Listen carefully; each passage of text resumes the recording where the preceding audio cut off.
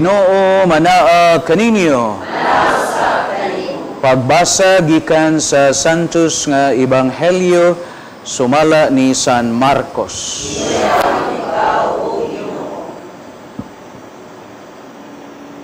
Si Jesus miingon sa iyang mga tinunan, sultihan ko kamo nga namati kanako, higugmaa ninyo ang inyong mga kaaway ug buhata ang maayo alang ni adtong nagdumot kaninyo. Panalangini ang manghimaraot kaninyo ug pagkampo kamo alang sa nagdaog-daog kaninyo. Kung may mosagpa sa inyong aping, ipasagpa usab ang pikas. Ug kung adunay moagaw sa inyong kamise dentro, ihatag usab ang inyong kamisin. Hatagi ninyo ang tanan nga mangayo, ug kung may mokuha sa inyong butang, ayaw na kinigbawia. Buhata ngadtos mga tao nga gusto ninyo nga buhaton nila nganha kaninyo. Kung maoray higugmaon ninyo sila nga nahigugma kaninyo, nganong magpaabot man kamog panalangin, bisan gani ang mga makasasala nahigugma man ni adtong nahigugma kanila. Ug kung maoray buhatan ninyog maayo, kadtong nagbuhat kaninyog maayo, nganong magpaabot man kamog panalangin, bisan gani ang mga makasasala nagbuhat maniana. Ug kung may inyong pahulamon kadtong inyong gituhuan nga makabayad, nganong magpaabot man kamog panalangin, bisan gani ang mga makasasala magpahuwam man ngadtos mga makasasala, ug magpaabot sila nga bayran. Higugmaa Hinoo ninyo ang inyong mga kaaway ug buhata ang maayo ngadto kanila. Pahulama sila sa walay pag-abot nga bayran pa o pagpaabot nga bayran pa, kay sa ingon niini dako ang ganti nga inyong madawat ug kamo mahimong mga anak sa labing halangdong Dios. Kay siya maayo ngadtos mga dili mapasalamaton, ingon man sa mga dautan, busa, pag maluluyon kamo, ingon nga maluluyon ang inyong amahan. Ayaw kamo paghukom sa inyong isikataw, ug ang Dios dili maghukom kaninyo. Ayaw sila pakasad-a, ug kamo dili pakasadon sa Dios. Pasayloa sila, ug ang Dios mupasaylo usab kaninyo. Panghatag kamo sa uban, ug ang Dios mohatag usab kaninyo, madawat ninyo ang hustong takos ug pakapinan pagyud. Ibubo sa inyo mga kamot, kutob sa inyong mahakom. Ang taksanan nga inyong gamiton alang sa uban, mausab ang taksanan nga gamiton sa Dios alang kaninyo. Ang Ebanghelyo sa Ginoo.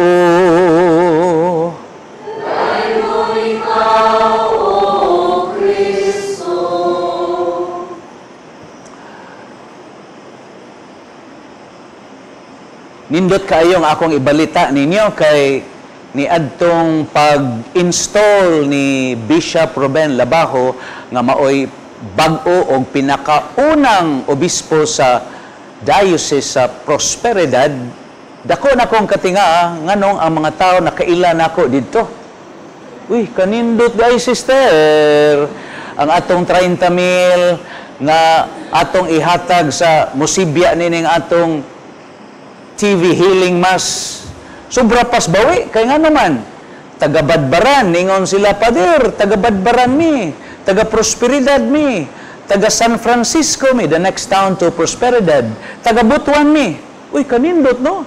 Kay kiniday ang atong TV Healing Mass, ginunot po dahil ni nila dito sa habig sa Agusan del Sur, mga igsoon. So, atong pakpakan ang mga madre na nagpahigayon ni ining regular Sunday TV Healing Mass.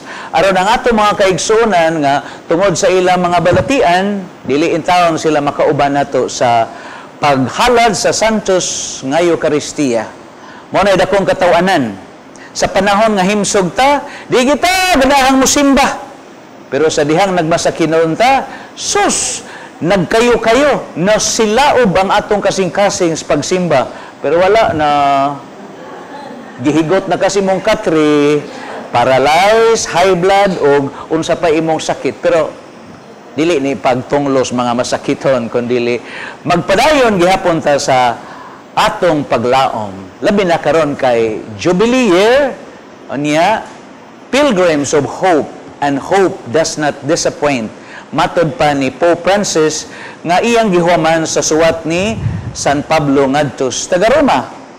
Nga naman yun, nga dili man yun mapakyas ang paglaom, mga igsoon.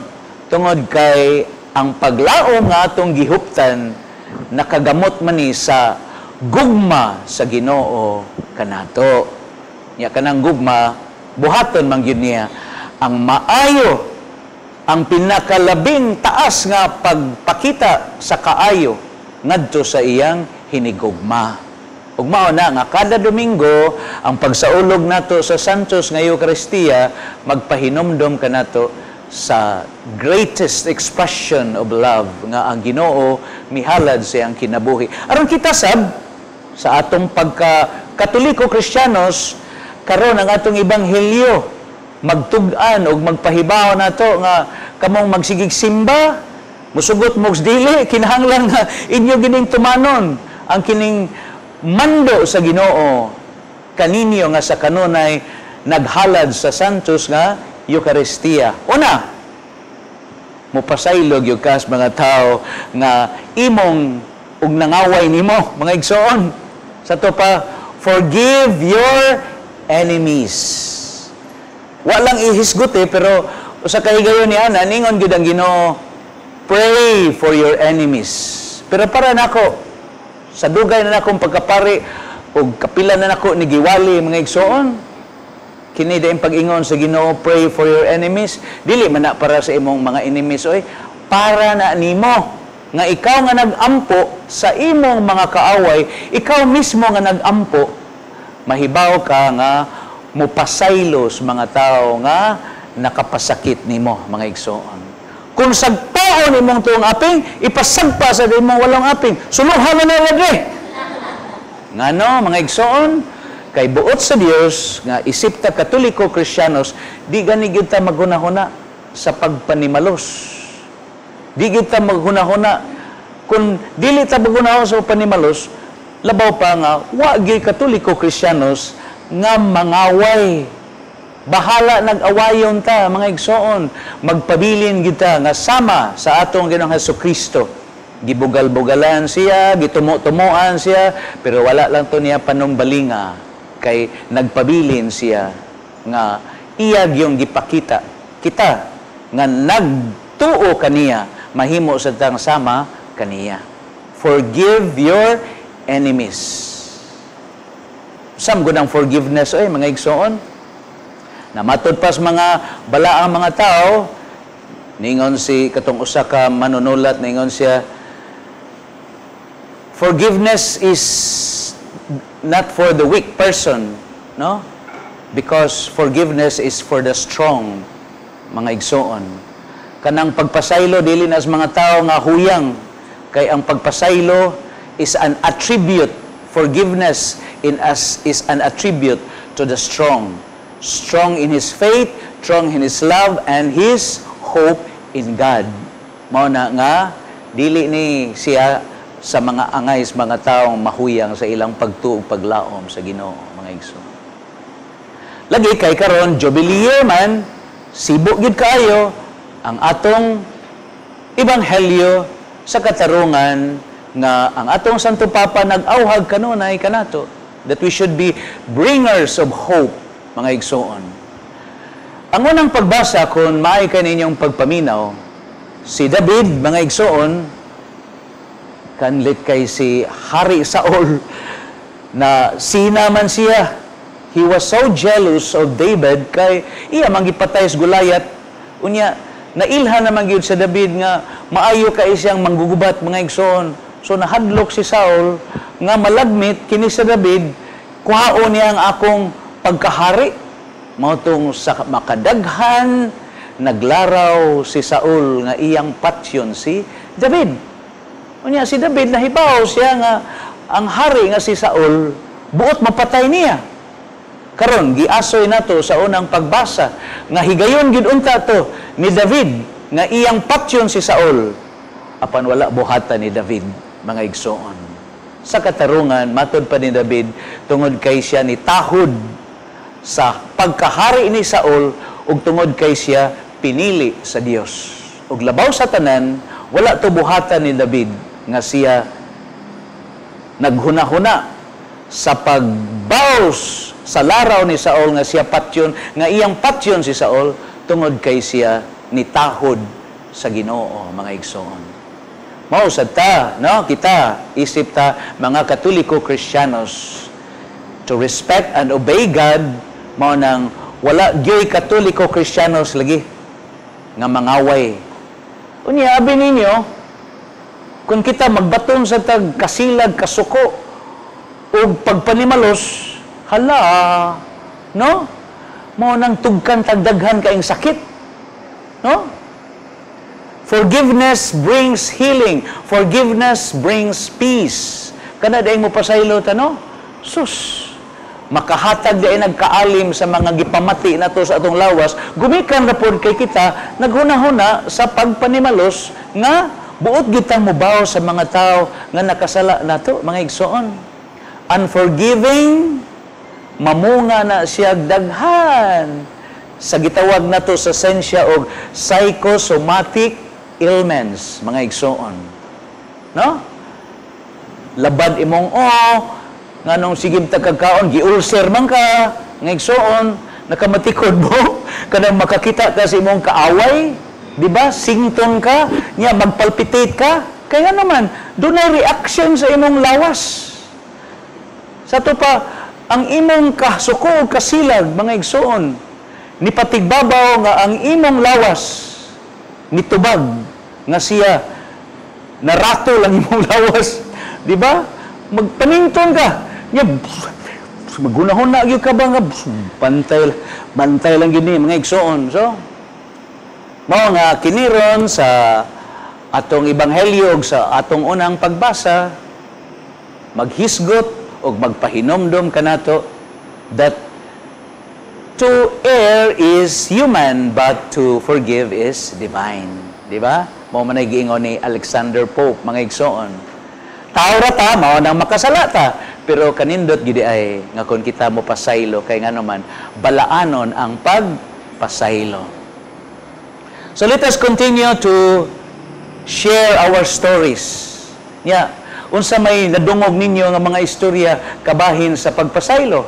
Si Saint John Paul II, di ba? Gi-assassinate, i-attempt siya assassinate, mga igsoon. Pero human nga siya na ayo, gikan ni adtong pagpusil sa usa ka Muslim, si Agka, mga igsoon, dito sa St. Peter's Square, pagkaayo niya, ningadto siya sa prisuhan. No? Nga naman, aron pagduaw, o nga iyag yung ibungat o ipakita, dili iron nga, na magpa-saya-saya siya. Kung dili diha siyang kasing-kasing, I need to forgive Agka. Ang buot mo patay nako. So gipangutana siya, Holy Father, what is the reason why you forgive Agka? He was attempting to kill you.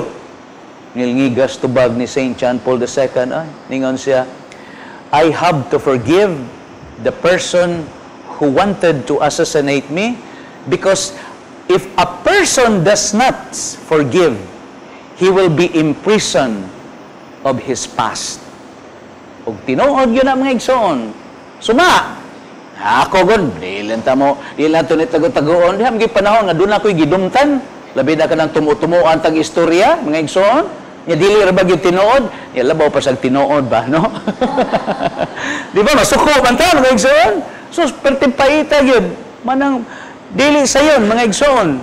Pero mao nang kun dili ta makapasaylo, bilanggo ta, napusasan ta sa atong kagahapon nga dili ta gawasnon sa paglihok o sa pagpuyo sa atong kinabuhi isip ta Katoliko Kristiyanos. So forgive so that you will not be imprisoned of your past. Ikaduha, nakaila mo ni Cherry Anticache. Oh, katubang salida ba nga dokumentary nga Radical Love. Ya kini day si Cherry Chirian. Cherry pie. Mga bright kay muda. Mga showbiz kining atong choir nga. Tagadiin man mo. Ha? Tisa. Uy, sus, hapit naman. Oh, abi na kong taga-Lourdes mo. So, mga showbiz kining atong choir mga igsoon. Kay, doon ay dokumentary kabahin ni Cherry Pie Picachi. Gipatay ang iyang inahan. Nya kini si Cherry Pie Picachi, mga igsoon, so wala pa ito mahitabo, kuan man kini siya, laong kini siya pagtuo, bisan siya artista, bisan ilado siya, pero naagid siya devotion ba sa Ginoo, siyang pagtuo sa Ginoo. Ngaon sa man, apil siya anang prison apostolate, kana bang mobisita, prehidinis ato, natay kapa, di ba? Mo na mangadto sila sa prisohan, mag-evangelize, mag-istorya-istorya sa mga priniso, mao ni gibuhat ni Cherry Pie Picachi, mga igsoon. Tanawa ra po din Ginoo, no? Usay, tistingan kita ba? Ugun sa gini katinood atong apostolado. Mao na nga, gipatay iyang inahan. Kinsay nagpatay? Ang ilang mismo nga katabang diha sa panimalay, mga igsoon. O pila ra may istorya, no? Ang iyag yung nasa nga nga, kuan yun, death penalty or pahamtangan. Ang iyang una makapasaylo bagid ko nining tao nga nagpatay sa akong inahan, mga igsoon.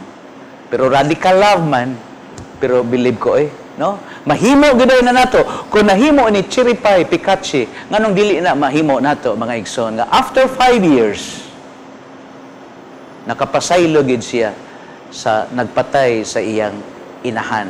Nga hantod karon nagpabilin siya nga moadto sa prisuhan aron pagbisita sa nagpatay sa iyang inahan. Kay para niya, forgiveness would bring healing. Siya mismo nga napasakitan og nasadan og siya pod mismo nga nagpatay siyang inahan.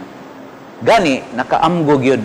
And it brought conversion sa tao nga nagpatay siyang inahan, mga igsoon. No? Nga nabag-o siya. Naghinosol o gibasula niya kay under the influence of shabuman, mauna mga igsoon, no? Maunang nahimo to niyang maong sa laod nga gipatay niya ang inahan ni Cherry Pie Picachi. Radical love. So, mga igsoon, tuig maron sa Jubilee year, and the Holy Father is calling us that in this year of grace sa Jubilee, mo na siya'y panahon nga kita magpinasay loay. Mo na siya'y panahon sa pagbag-o sa atong mga saad ug labaw sa tanan paghubad sa pagpaningkamot sa paghubad diha sa atong Kristohanon nga kinabuhi. Ug unsa man kini? Simple lang. Naningon ang Ginoo, mailhanon ta kamo nga akong mga tinun-an tungod kay kamo nagkahigog maay. Dili sa inyong bronda, mga holy face, devotees, dili sa inyong t-shirt nga na may Pilgrims of Hope nga choir mostisa, dili tungod sa inyong mga scapularyo nga mailhan mong Katoliko Kristiyanos mo, kundi unsam day ang inyong mga buhat maoy lanog kaayo nga identity nga you are really a true Catholic Christian. Nga naman, mupasaylo mo, nya sumas ebanghelyo, kung dunay mangutang ninyo, ayaw nagpabayra. Kung dunay mukuha sa imong kamisin, alakwa asad, ihatag sa imong kamisin dentro. Nya magbraan lang ka, mga igsoon. Pero ambot pasabot na sa Ginoo, mga igsoon. Dili gyud og wa gyoy Katoliko Kristiyanos nga daw og hakog. Ang Katoliko Kristiyanos malipay gyud siya, ikalipay gyud niya, mo nang mangita siya sa kahigayunan nga makatabang siya sa iyang isikataw. Kaya nga naman, the joy of being generous, the joy of helping others. Ha? So, daghang salamat sa atong mga igsoon nga naaron sa Cebu City Jail, sa City Jail o sa Provincial Jail o sa akong mga igsoong naas munisipyo sa Municipal Jail sa Mingnalilia. Kanunay silang nagnunot sa atong TV Healing Mass. Do not lost hope. Kaya nahinomdo mo, akong gihubad ninyo, unsa na meaning anang BGNP? Ha? Dili na siya Bilibid Jail Management and Penology. Unsa to? Batang Jesus, maluluyon og among paglaom. Amen!